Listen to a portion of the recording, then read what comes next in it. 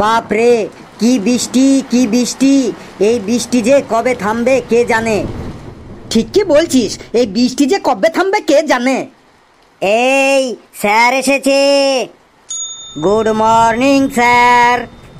Good morning sir. বসে থাক বসে থাক, দাঁড়ানোর কোনো দরকার নেই, খুব জোরে বৃষ্টি হচ্ছে। স্যার, আজ এত বৃষ্টি হচ্ছে এত বৃষ্টি হচ্ছে, বৃষ্টিতে আমি তো স্কুলটাই দেখতে পাচ্ছিলাম না। আমিও স্যার বৃষ্টিতে স্কুলটাই দেখতে পাচ্ছিলাম না। আমি তো ভুল করে স্কুল ভেবে ওই স্কুলের পাশের যে গরুর খাটাল আছে ওই খাটালের মধ্যে ঢুকে পড়েছিলাম। স্যার আমি তো বৃষ্টিতে নিজের ক্লাসরুমটাই চিনতে পারছিলাম না, ভুল করে প্রিন্সিপালের রুমে ঢুকে পড়েছিলাম। লেবু, এত বৃষ্টিতে তোর কোনো অসুবিধা হয়নি? হ্যাঁ স্যার হয়েছে। আমি তো বাড়ি থেকে বেরিয়ে রাস্তায় সবাইকে জিজ্ঞাসা করতে করতে স্কুলটাতে আসলাম। লেবু, একটু বাড়াবাড়ি বলে ফেললি না? স্যার যেটো হয়েছে সেটাই বললাম। স্যার আমি আমার অসুবিধার কথা বলবো? না থাক, আর কাউকে অসুবিধার কথা বলতে হবে না। এই বৃষ্টি দু একদিনের মধ্যেই কমে যাবে। এবার চুপচাপ বস তোরা, না হলে এমন পেদানি খাবি যে তোরা আর কেউ রাস্তা চিনে বাড়ি যেতে পারবি না। স্যার, একটা ভেরি ভেরি ইম্পর্ট্যান্ট কথা বলবো, আমার কথা শুনবেন? বল, তোর আবার কি কথা শুনি। স্যার, কয়েকদিনের জন্য স্কুলটা ছুটি দিয়ে দিন। আশেপাশে সব স্কুলে ছুটি পড়ে গেছে, বৃষ্টি কমলে আবার স্কুল ওপেন করবেন। ছুটি? আবার ছুটি কিসের? আমার কি ছুটির বাগান আছে যে তোরা যখন তখন ছুটি চাইবি আর আমি গাছ থেকে ছিঁড়ে ছিঁড়ে সবাইকে 5 কিলো 10 কিলো করে ছুটি দিয়ে দেব? স্যার, ছুটি যদি না দেন তাহলে আমাদের সবাইকে একটা করে রেনকোট দিন, যাতে আমরা রেনকোট পরে সবাই স্কুলে আসতে পারি। দাঁড়া ফেলু, আমি আমার বাগানে রেনকোটের গাছ লাগিয়েছি, গাছগুলিতে সবে রেনকোটের কুড়ি এসেছে। আগামী বছর পেয়ে যাবি সবাই একটা করে রেনকোট। স্যার যদি ছুটিও না দেন রেনকোটও না দেন তাহলে আমাদের অন্তত একটা করে তিরপল মানে তাঁবু দেওয়ার ব্যবস্থা করুন, যাতে আমরা এই বৃষ্টিতে ওই তাঁবুটো গায়ে জড়াইয়ে স্কুলে আসতে পারি।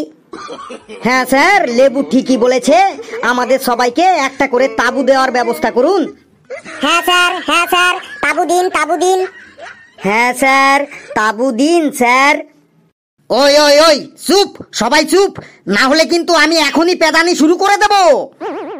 না স্যার, পেদানি না দিয়ে তাঁবু দেওয়ার ব্যবস্থা করুন, না হলে বৃষ্টিতে ভিজলে আমার মাথাটা খুব টনটন করে আর আমার ফুল বডিটা ঝনঝন করে।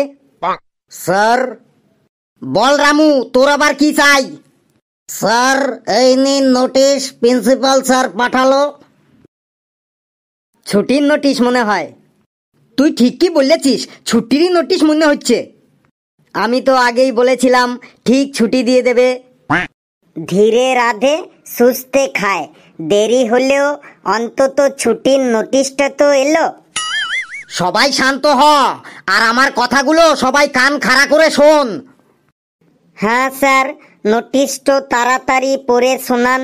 নোটিশটো শোনার জন্য আমার কানটো প্রথম থেকেই খাড়া হয়ে আছে।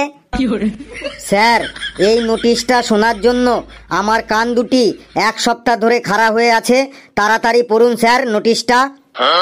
শোন, প্রিয় গুণধর ছাত্রছাত্রীরা, সবাইকে জানানো হচ্ছে যে নতুন বছরের ক্লাস শুরু হয়েছে 6 মাস হয়ে গেল, কিন্তু তোমরা এখনো তোমাদের স্কুল ফিস জমা করনি। তোমাদের কঠোরভাবে জানানো হচ্ছে যে আগামী 7 দিনের মধ্যে তোমরা তোমাদের স্কুল ফিস প্রিন্সিপাল অফিসে জমা করে দেবে। যে ছাত্র 7 দিনের মধ্যে ফিস জমা না করবে তার নাম কেটে তাকে ধাক্কা দিয়ে স্কুল থেকে তাড়িয়ে দেওয়া হবে। এটি তোমাদের সকলের আদরের প্রিয় প্রিন্সিপাল স্যার। এই এবার বল, তোদের মধ্যে কার কার এখনো স্কুল ফিস জমা দিতে বাকি আছে? দাঁড়া। আরে বাপ রে বাপ, পেশি ছাড়া কেউ তো স্কুল ফিস জমা করিসনি। তোরা এখনো স্কুল ফিস জমা করিসনি কেন? স্যার, একটা কথা আছে, কর্ম করে যাও, ফলের চিন্তা করো না। ঘেটু, তুই আমাকে বেশি আর জ্ঞানের কথা শেখাস না। কিরে কালু, তুই এখনো স্কুল ফিস জমা করিসনি কেন বল? স্যার আমি কিভাবে স্কুল ফিস জমা করব? কিভাবে মানে? তুই পেটিএম কর, ফোন পে কর, গুগল পে কর, চেক দে, অ্যাকাউন্টে ট্রান্সফার কর। স্যার কিভাবে দেব মানে ওটা না, আমি বলতে চাইছি আমাদের এখন কাজকর্ম ঠিকঠাক চলছে না। বাড়িতে অনেকগুলো ছোট ছোট ভাই বোন আছে, সবার খাবার দাবার আবার সবার জামা কাপড় কিনতে কিনতেই সব টাকা শেষ হয়ে যায়, তাহলে ফিস কিভাবে দেব স্যার? খাবার দাবার একটু কম করে খা, জামা কাপড় একটু কম করে পর, ফুল হাতা জামা বাদ দিয়ে হাফ হাতা জামা পর, ফুল প্যান্ট বাদ দিয়ে হাফ প্যান্ট পর, মাছ মাংস না খেয়ে সোয়াবিন খা, দেখ ঠিক ফিসের টাকা উঠে আসবে। 7 দিনের মধ্যে তুই ফিস জমা করবি, মনে থাকে জানো? কিরে লেবু, তুই ফিস জমা করিসনি কেন? স্যার 12 দিন ধরে আমি ওষুধ খাচ্ছি স্যার। মেলাতে চিলি চিকেন খেয়ে আমার 12 দিন ধরে পেটটোতে খুব ব্যথা করছিল, তাই ফিসের টাকাটো দিয়ে আমি ওষুধ কিনে খাচ্ছি, তাই ফিস দিতে পারিনি স্যার। কিন্তু স্যার ফিসটো আমি দিন দেব, পেটটো ঠিক হলেই ফিসটো আমি দিন দেবো স্যার, আপনার দিব্যি স্যার। স্কুলের ফিসের থেকেও তোর ওষুধটার বেশি গুরুত্ব হয়ে গেল? মানে ওষুধটারই গুরুত্ব বেশি আর স্কুল ফিসের কোনো গুরুত্ব নেই, তাই তো? এটা কি তুই তোর মামার বাড়ি পেয়েছিস? ওষুধ অনেক খেয়েছিস, আর খেতে হবে না, বেশি ওষুধ খেলে সাইড এফেক্ট হয়ে যাবে। এবার স্কুল ফিসটা তাড়াতাড়ি দে, না হলে পড়াশোনা না করলে তোর জীবনটা একদম বরবাদ হয়ে যাবে। কিন্তু 1 সপ্তাহের মধ্যেই তুই যেন স্কুল ফিস দিস। চুপচাপ বস। কিরে ঘেটু, তোর ফিস এখনো জমা করিসনি কেন? তোর কি প্রবলেম? তোর পুরো 3 বছরের ফিস বাকি, পুরো 1.5 লাখ টাকা। কবে দিবি তুই ফিস? 1 সপ্তাহের মধ্যে তুই যদি ফিস না দিস তাহলে প্রিন্সিপাল স্যারকে বলে তোর নামে আমি কেস করে দেবো। বলেন কি স্যার? 1.5 লাখ টাকা? 1.5 লাখ টাকা কি করে হয় স্যার? স্যার 1.5 লাখ টাকা কি করে হয় আমাকে বোঝান স্যার। 1.5 লাখ টাকা কি করে হয় এটাও তুই জানিস না? এটাও তোকে বলতে হবে? হ্যাঁ স্যার, 1.5 লাখ টাকা বাড়ির কাছে, কি করে 1.5 লাখ টাকা আমার বাকি আছে স্যার? আমাকে একটু বুঝিয়ে দিন স্যার। 1.5 লাখ টাকা কি করে হয় শোন। স্কুলে এসে এত ফ্যাসিলিটি পাচ্ছিস, latrine, bathroom, light, fan, geyser, water filter, free wifi, cycle stand, তারপর এত এত সাবজেক্ট পড়ানো হচ্ছে, English, math, Bangla, history, geography, physics, chemistry, drawing, সঙ্গীত, ড্যান্স, তারপর বিভিন্ন খেলাধুলা, cricket, football, hockey, gymnastic, ludo, kabaddi, এইগুলো সব শেখানো হচ্ছে, তার জন্যই ফিস নেওয়া হচ্ছে, বুঝলি? এবার বাপ রে, এই জন্য এত ফিস? স্যার এক কাজ করুন, ওখান থেকে ল্যাট্রিনটা বাদ দিয়ে দিন, কারণ আমি বাড়ি থেকেই ল্যাট্রিন করে আসি। জলের খরচটাও বাদ দিন, আমি বাড়ি থেকে জলের বোতল নিয়ে আসি। সঙ্গীত, ড্যান্স আর ফ্রি ওয়াইফাইটাও বাদ দিন, কারণ আমি স্কুলে এসে কখনো কোনো দিন মোবাইলে রিল বানাইনি। আর খেলাধুলার কথা বলছেন, আমি তো স্কুলে এসে কোনো দিন খেলিনি। আমি বাড়িতে একটা খেলাই খেলি, সেটা হলো লুকোচুরি। এই সব বাদ দিয়ে এবার বলুন আমার ফিস কত হলো? বাপরে বাপ, ফিসের কথা শুনে তুই পাগল হয়ে গেলি না তো? তুই বস, তোকে পরে দেখছি আমি ঘেটু। কি রে ফেলু, তোর ফিস কেন বাকি পড়ে আছে? তোর বাবাকে বলিসনি 1 বছর ধরে তোর ফিস বাকি পড়ে আছে?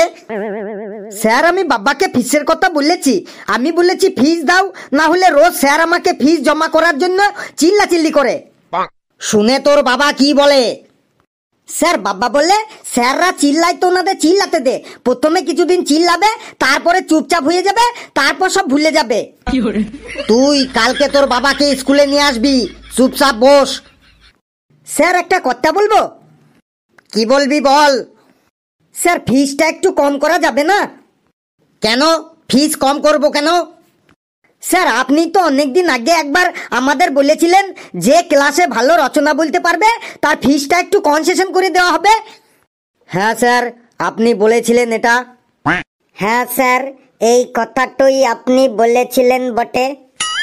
হ্যাঁ আমি বলেছিলাম, কিন্তু তুই যা রচনা বলিস ওগুলো আবার রচনা হলো? উল্টো পাল্টা যা তোর মুখে আসে তাই তুই বলে দিস। না স্যার, ধরুন আপনি যে কোনো রচনা ধরুন, দেখুন একটু উল্টো পাল্টা বলবো না। বেশ,